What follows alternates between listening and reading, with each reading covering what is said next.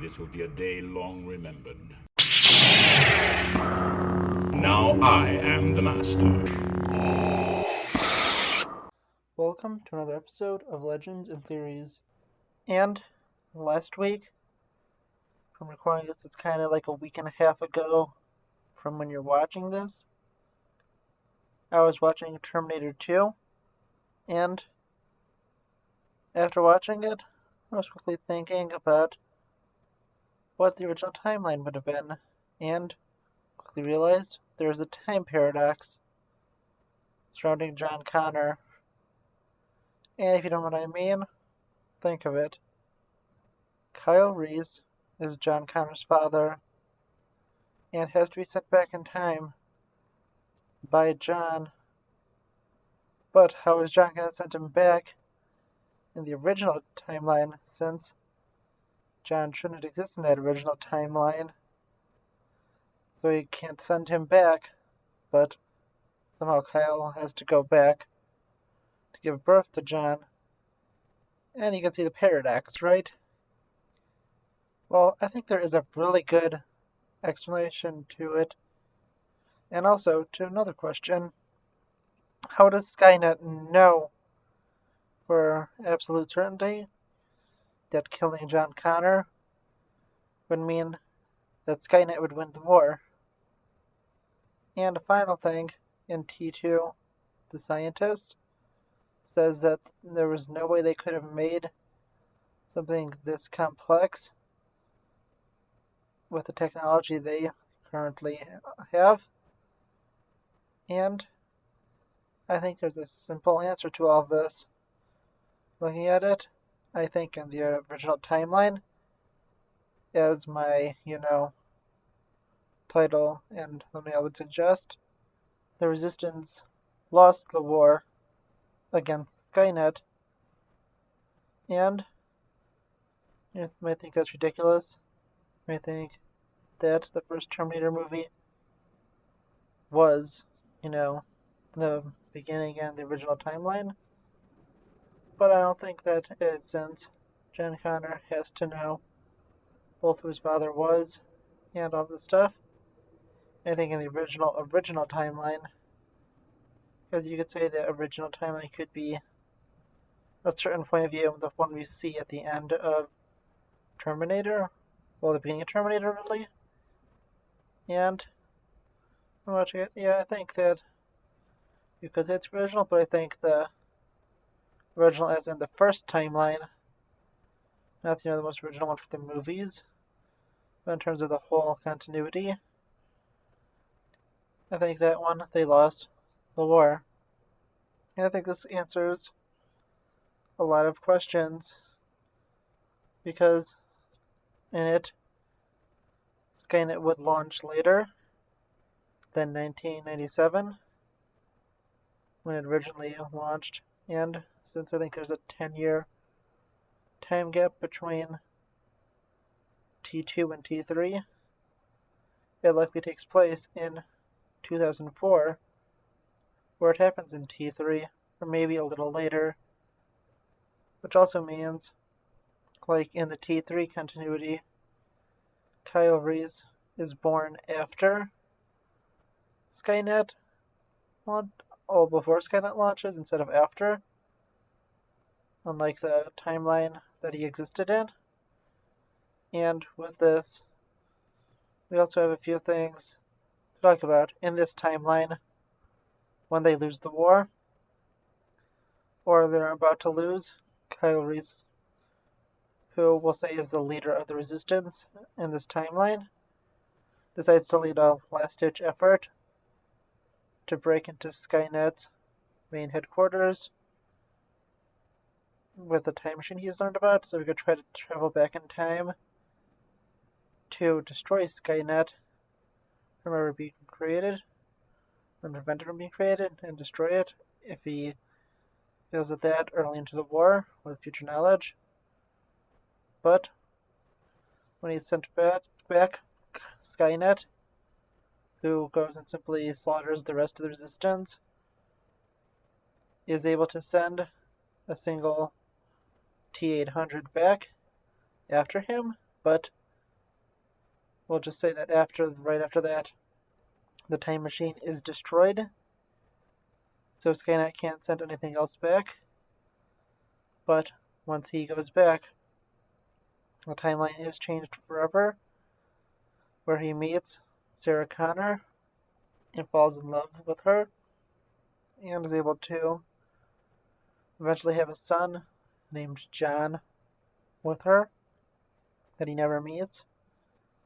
Since, like in the movie, he is killed by the T-800, but Sarah is, of course, able to crush it, which sends a few other things into motion.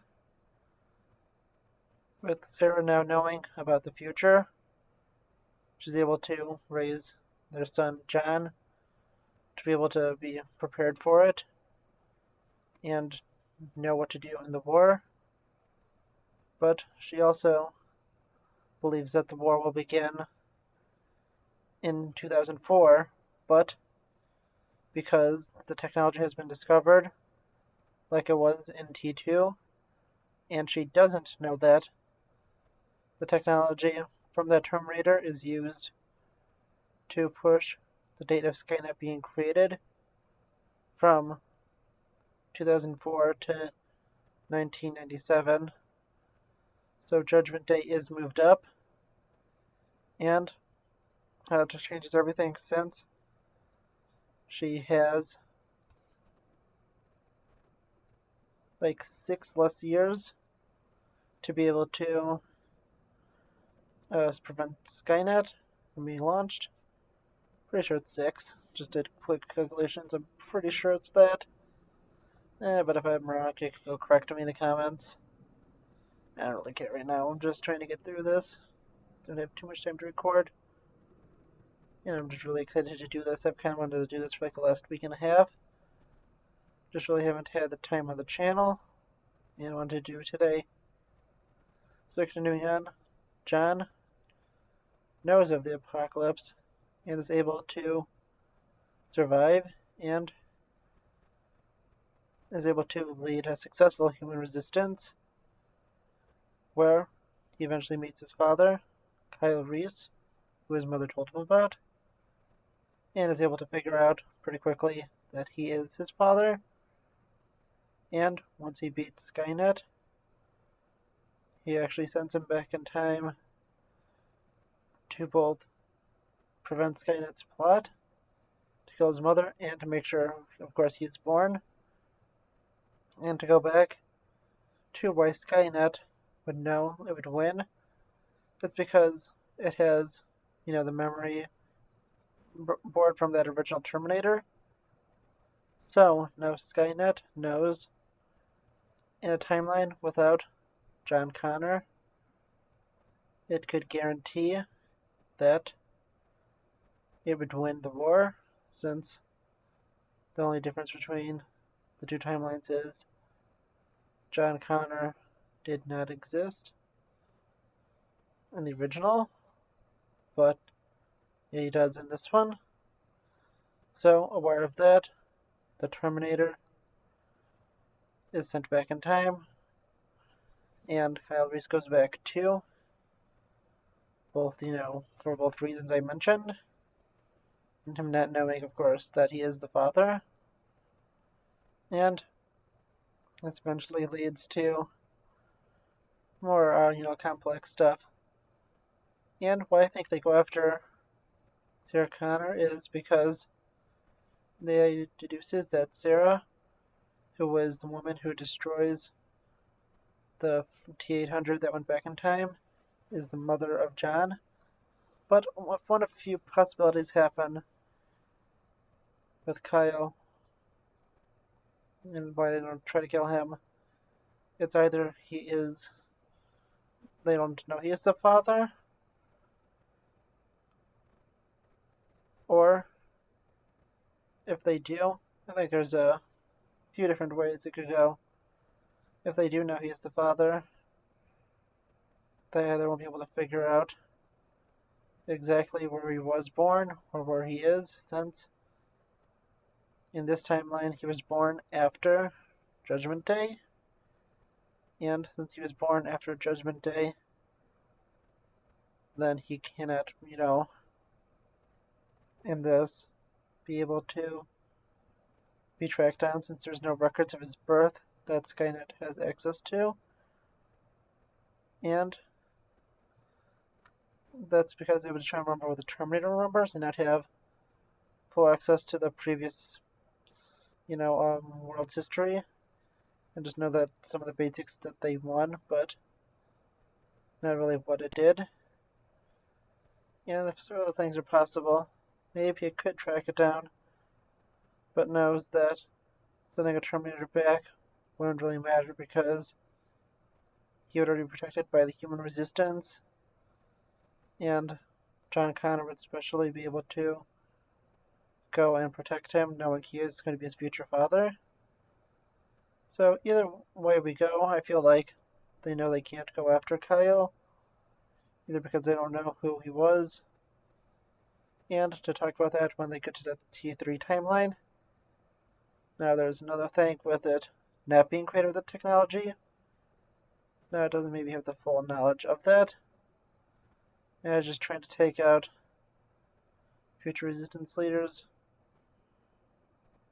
And we just basically say that they notice that other Terminators were sent back in time to kill John Connor. And figure that's a good idea, but they couldn't find him. So they sent back after his allies, which is I think is the plot of T3. Sorry, I haven't watched anything past T2 since I think when Dark Fate was released, which I only saw in theaters I think once because my friend asked me to go. But I'll just go now to, saying that I don't remember as much.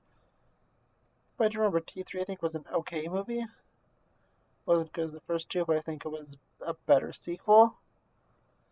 But now this ultimately leads us to honestly one of three possibilities.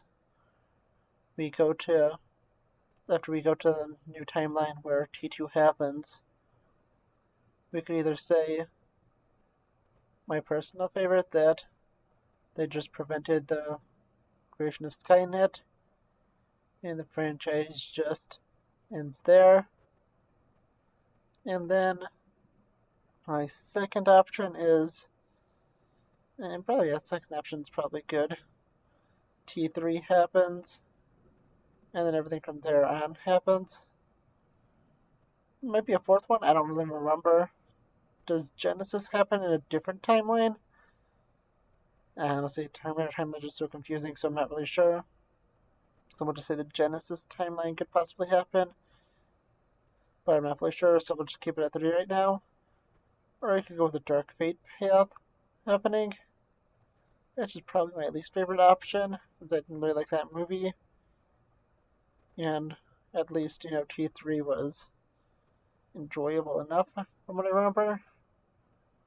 But yeah, I think that the best option is to say they broke the time loop and nothing happened.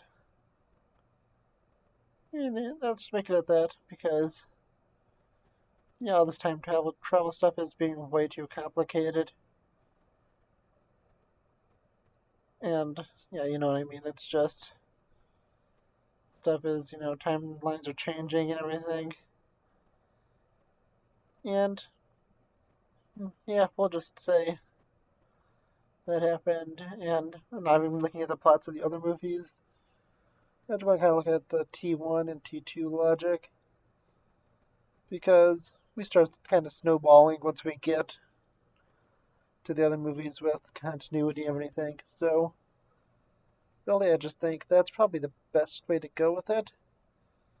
I wonder, what do you think of this theory? Did you like it? Do you think it's crazy? Or do you think it's pretty believable? What do you think? Let me know about that in the comments. Check out the rest of my videos for this week, and I'll see you all in the next episode of Legends and Theories. Thank you for watching this episode of Legends and Theories. Please subscribe, like the video, share the video, leave a comment, check out the video on screen, and may the Force be with you.